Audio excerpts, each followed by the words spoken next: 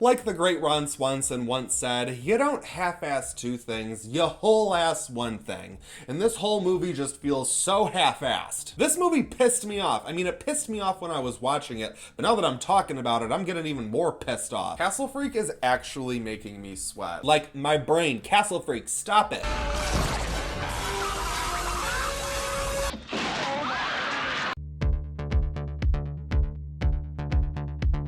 What's up, you freaky folks? My name is Nick, and welcome to my channel, where I cover all things horror. Whatever you're watching, I'm making videos about. And on Saturdays, or whenever this is uploaded, I like to take a look at my favorite streaming service, Shudder, to find a solid horror movie recommendation for you guys. And I know I've been lagging with the Shudder reviews lately, but boy am I back with a doozy. Castle Freak is a remake of a Stuart Gordon gem from 1995.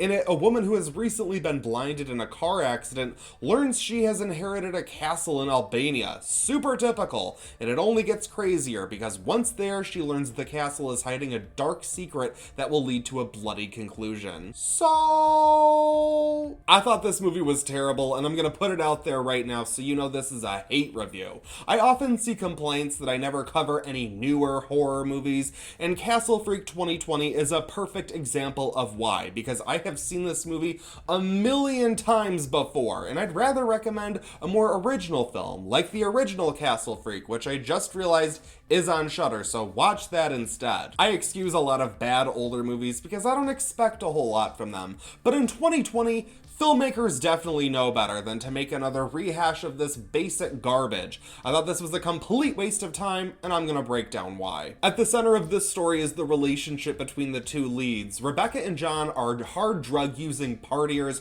who hang with a shitty crew of characters, and one night after leaving a party, all messed up, they get in the most pathetic movie car accident that I've ever seen. They essentially sputter off the road, and then it's like, oh no, this big wreck happened, now Rebecca's blind, bummer. Now, Rebecca doesn't entirely suck, but we mostly just sympathize with the fact that she's been through this major traumatic event.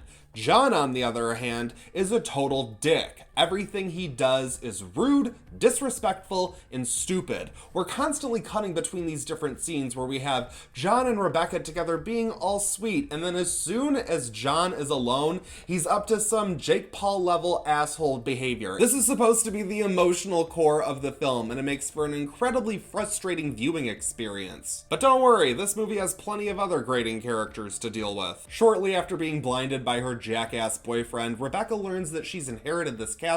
Of course, that's the plot of the movie, and it's just like, okay, do you, Castle Freak? I mean, I'd find the premise more fun if the execution wasn't so painful, but as soon as they get there, they're like, yep, we just gotta sell this place and get out of here, let's just clean this up and go. And I'm sorry, am I the only one who wants to hang out in a spooky castle? Like, you just get handed a haunted mansion and you're like, no, I don't want this. You would think, given the events that they had just been through and the fact that they don't seem to have great lives to return to, that they'd want to hang out a little bit, maybe have a little vacation or something. Nope, they just want to do hood rat shit with their friends. They invite their crew of drug-using friends to come to Albania and help them clean out the castle, which makes perfect sense because we all know how cocaine-using folks love to drop whatever they're doing to travel internationally and do charity work at spooky castles. That's always been my experience. Now I get it, we need a body count, but these characters are so annoying and underdeveloped, they are straight up painful to watch. It's like the mystery gang from Scooby-Doo if they were written by Rob Zombie. There's like one other woman in the group besides Rebecca, and her sole purpose is to be there to try and steal Rebecca's man. Like, how was this written by a woman? The biggest bummer is that this movie had all of the potential to be a fun and horrific romp, and it chooses to be a sloppy mess. The writing is stale, the characters are cringe, the direction is lame, the production design isn't even aesthetically pleasing. I never felt like we were in one single location. I felt like the castle itself should have felt like a character in the movie. And throughout the whole movie, I kept expecting a Renaissance fair to pop up in this bitch. And while there's plenty of work that's put into the actual Castle Freak itself, Honestly, I didn't even think the practical effects and the kills and the gore were really worth the watch. I mean, they're there, but none of it is really impressive or new. Okay, there is one thing in this movie that is quite impressive, but I can't spoil it. Without getting into the details, I felt like Castle Freak was simply a worthless and unnecessary remake. And if you spend even a small portion of time on my channel, you'll see I love plenty of bad horror movies. And I couldn't even get into this as a fun bad movie. It was straight up hard to watch. The characters couldn't die fast enough, and the time spent with them easily killed more brain cells than all the acid I did as a teenager. Now, the conclusion, of course, gets as bonkers as it should, but it simply wasn't as entertaining or interesting as it needed to be in order to work. I'm gonna give Castle Freak a 1 out of 5, because I hated it. So those are my relatively spoiler-free thoughts on Castle Freak, but I still want to talk about it. I'm not gonna get into the actual spoilers of deaths and gore and stuff like that, but I do want to talk about the sex and nudity in this movie. So if you want to watch it mostly blind, then feel free to cut out, go watch it. I mean, I really don't suggest you do, but you know, I can't stop you.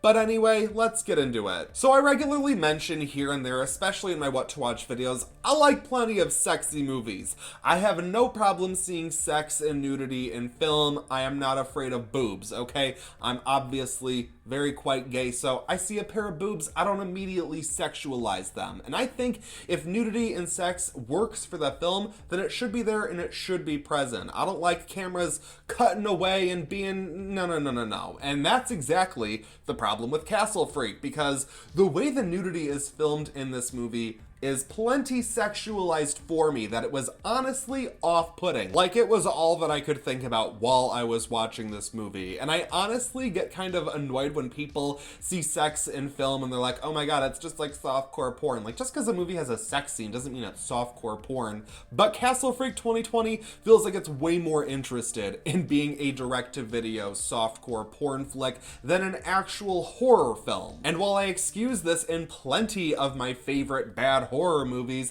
I felt like it was just egregious in this movie. I mean, based on Castle Freak, you'd think anytime a man and a woman have sex, the woman is on top completely naked while the dude just lays there and does nothing. Hyper realistic, right? There are like 3 core female characters in this movie who all wind up naked while not one single man ass cheek is shown. And I'm not just trying to be as dirty as the straight dudes with the nudity. I mean, we can all find it with one quick, easy Google search, right?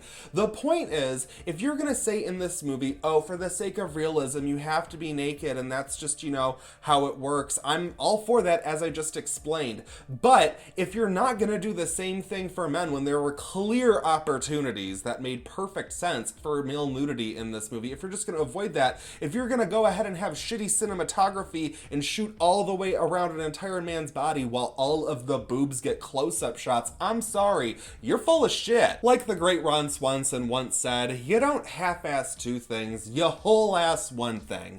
And this whole movie just feels so half-assed. This movie pissed me off. I mean, it pissed me off when I was watching it, but now that I'm talking about it, I'm getting even more pissed off. Like, my brain, Castle Freak, stop it. Well, guys, that's my rant. Thank you for sitting through that if you did. What did you guys think of Castle Freak? I'm kind of like, honestly, actually 50-50 on it, where part of me is like, I can see people enjoying it, and then the other part of me is like, this is 100% an actual dumpster fire. But there are plenty of other great movies on Shudder. I know there's another one, I think it's Anything for Jackson, people have been talking about. I've been hearing great things. Let me know if you watched that, or if you have any Shudder recommendations yourself. I'm working on a video to bring you plenty of Shudder recommendations, but I can't spoil it, so you gotta stick around, subscribe, find out what it's all about, you know? Castle Freak is actually making me sweat. Like, side note, guys, if you ever find yourself drinking white wine out of a travel mug, you're officially going through a mental breakdown. You heard it here first. Thanks again for watching. I hope you guys are all having a great day whenever you're watching this, whether it's 5 years from now, I don't care. Thank you very much. I appreciate it. Feel free to follow me on Instagram, subscribe to my channel if you're interested, but if you do, hit that bell and turn on your notifications. That way you don't miss any creepy content. That's it for this video, but I won't stop you from watching another.